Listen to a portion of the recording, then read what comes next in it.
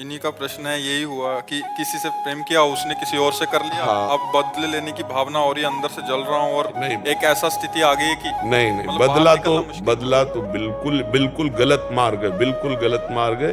चुपचाप सह जाओ और अपनी गलती मानो, अपनी गलती मानो कि हम बिना पहचान किए, बिना परिचय किए इस तरह से दिल फेंक तमाशा देख डाला। नहीं तो किसी से प्यार करने के पहले कुछ दिन तटस्थ भूमिका निभाओ। देखो व्यक्ति का स्वभाव क्या है, केवल वो तुम्हारा शोषण करना चाहता है कि प्यार करता है। वो जो तुरंत हमारे आकर्षण में आकर तुरंत हैवी प्यार दिखाने लगे, समझ लो ये व्यक्ति प्यार नहीं कर रहा, ये केवल वासना का भूत है, अपने भूत मिटाना चाहता है, चाहे लड़की हो चाहे लड़का हो।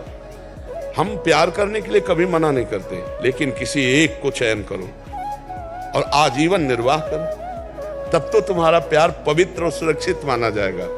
आज कल परसों नरसों, इसे जानते हो क्या कहते हैं? व्यभिचार। जो कई पुरुषों से संबंध रखे उसे क्या कहते थे हमारे समाज में? जो कई स्त्रियों से, वो क्या संबंध? आज इसे खिलवाड़ समझा जाता है। इसीलिए हमारे बच्चे और बच्चियों की बड़ी बौद्धिक स्तर की हानि हो रही। तो हमें लगता है कि आज हमारी जो समाज है, गर्लफ्रेंड बॉयफ्रेंड गंदे आचरणों की तरफ बढ़ रहे। फ्रेंड बनना कोई हम निषेध नहीं करते, दोस्त तो स्कूल में 50 होते हैं, नहीं होते, लेकिन दोस्त का मतलब व्यभिचार तो नहीं होता ना, दोस्त का मतलब गंदा आचरण तो नहीं होता ना।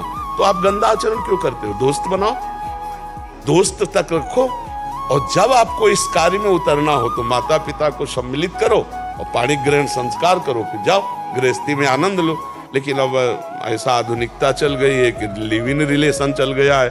वो पति वरण करेगी तो वो पति के साथ रह पाएगी, या ऐसा पुरुष पत्नी को अपने प्राण प्यारी मान पाएगा? तो अब जब ये नहीं होगा तो कलह अशांति और सब बढ़ता ही चला जाएगा।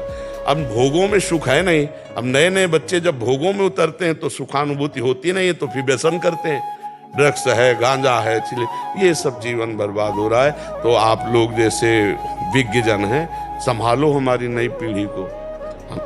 महाराज जी, ये भी बहुत बड़ा कारण हो जाता है कि फिर शरीर को नष्ट करने का, कि अभी रहा नहीं गया, मानसिक तनाव से बाहर नहीं आ पाए, फिर एक बहुत नहीं, हम समझ रहे, हम उसमें घुस के समझ रहे।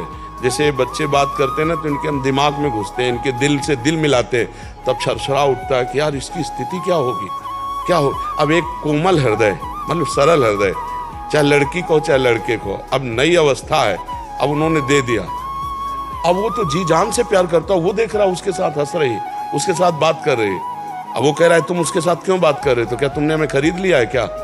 अब उसके जो हृदय में बीतती है, क्योंकि उसने आसक्ति कर लिया ना। आसक्ति का मतलब होता कर लिया, अब वापस होना मुश्किल है। जैसे दलदल में फंस गया, निकलना मुश्किल है।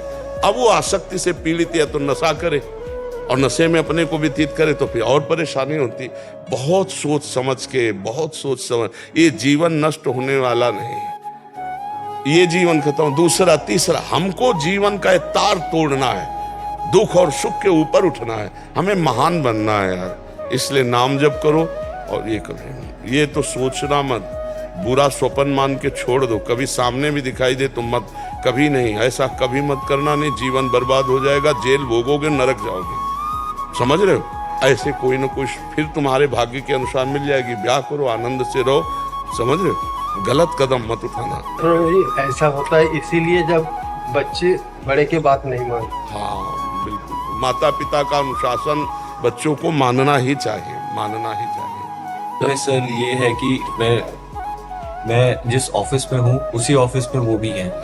अब ये हो गया है कि मैंने घर पे बात कर ली थी, उसके बाद अब उन्होंने बदल, बहुत कृपा हो गई बच्चा, नहीं ब्याह होने के बाद बदल जाती तो फिर क्या होता?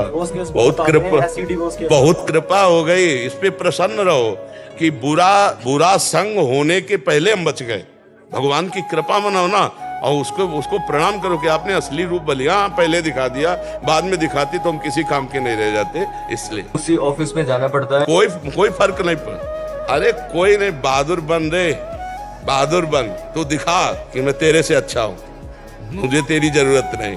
और जब दोस्त हंसे तो तुम भी हंस दो यार, पागलों के बीच में हंसने में क्या जाता है? क्या जाता है? और उसको बुरा थोड़ी माना जाता है। मस्त रहो, जिंदगी को आनंदमय बनाओ।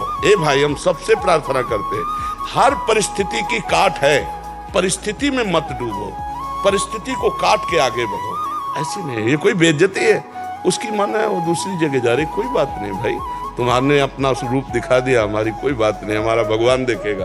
कहीं ना कहीं ऐसा जोड़ लिखा होगा जो तुम्हें सुख देने वाला हो, ये आती तो दुख देती ना। आनंदित रहो, भगवान के भरोसे रहो और नाम जप करो, कभी कुछ गलत मत करना। उसको भी जब प्यार से देखो ना तो मन से प्रणाम करो कि अच्छा हुआ प्रभु ने आपका रूप दिखा दिया, नहीं तो पीछे मुझे बहुत धोखा होता।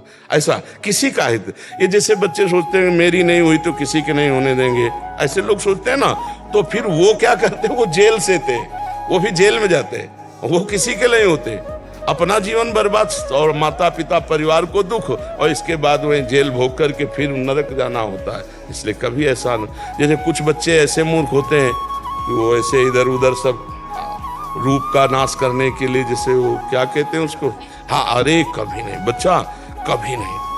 और एक चीज बताएं, सच्चा प्यार तुम अगर किए हो तो प्यार का स्वरूप जानते हो क्या होता है? अगर तुम्हें उससे सुख मिल रहा है तो मैं तुम्हें कभी नहीं देखूंगा, सुखी रहो, भगवान तुम्हें सुखी रखे, जाओ उधर, इसे प्यार कहते हैं। प्यार का ये होता है कि ठीक है मैं तुम्हारे योग्य नहीं हूं, अगर तुम्हें अच्छा कोई मिल गया है तो तुम सुखी रहो, आनंदित रहो, भगवान तुम्हारा मंगल करे, हमें तो भगवान के साथ ऐसे चला जाता है। तुमने उसे प्यार किया तो उसको आशीर्वाद दीजिए, जाओ जहां तुम्हें सुख, तुम अच्छा सोचो, उसको तो निगेटिव फल मिलेगा ही, जो निगेटिव चलता है उसको नकारात्मक फल मिलता है, तुम सकारात्मक। आज हमारे पास आए हो ना, तुम अपने प्यार को आशीर्वाद दो कि हमने तो तुम्हें प्यार किया, तुम भले प्यार न करो, तुम्हारा मंगल हो, भगवान तुम्हें सुखी रखें। ये मार्ग है, ये अपना मार्ग है, ठीक है। शांत, अब तो बदला लेने की इच्छा लगे। हाँ